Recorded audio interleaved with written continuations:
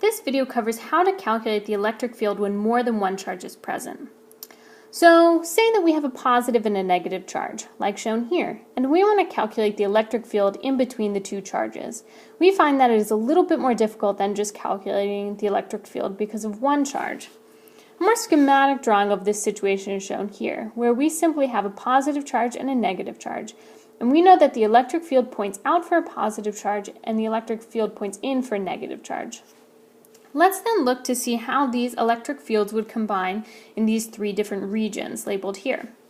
We know that to the left of the positive charge, the electric field is going to point in the negative direction, and to the right of the positive charge, the electric field is going to point in the positive direction.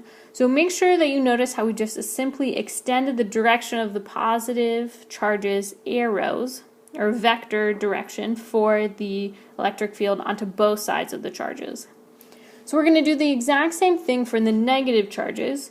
So on the left-hand side of the negative charge, we see that the electric field points in the positive direction, and on the right side of the negative charge, the electric field points in the negative direction. So make sure that you look at these arrows above and understand the connection between the electric fields and why we draw these arrows in these particular directions.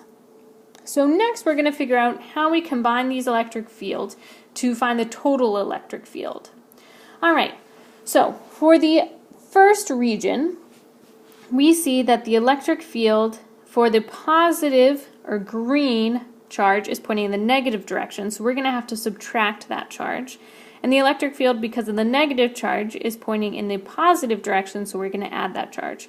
So if you look under region 1, we have our green arrow is pointing in the negative direction, so that's a negative value. And our red arrow is pointing in the positive direction, so that's going to be a positive value. Alright, now let's look at our middle region. We notice here that both of our arrows are pointing in the positive direction, so we're going to add both of them. Alright, and for our last or third region, we notice that the electric field, because of the positive charge, or our green arrow is pointing in the positive direction, so we're going to add that. And the electric field, due to the negative charge, or the red arrow is pointing in the negative direction, so we're going to have to subtract that.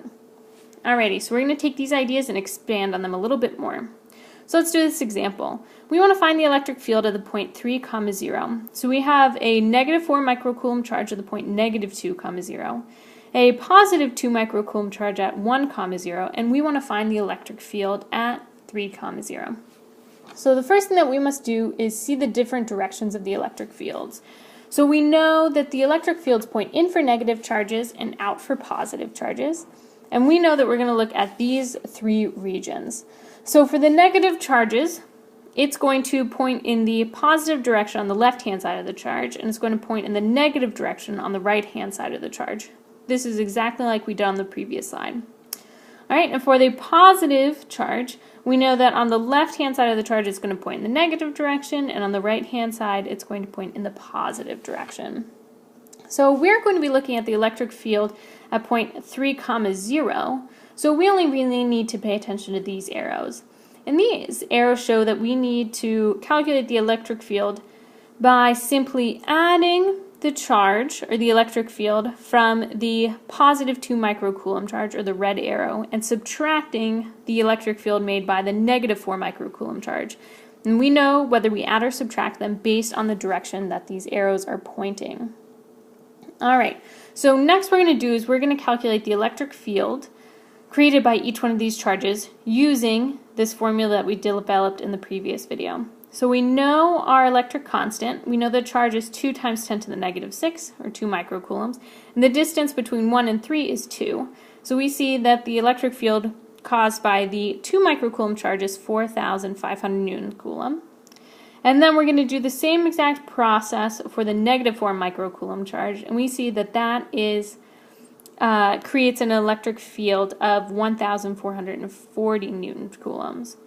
And then we combine these values like we did up above, and we solve and we see that the electric field at this point is 3,110 Newton per coulomb.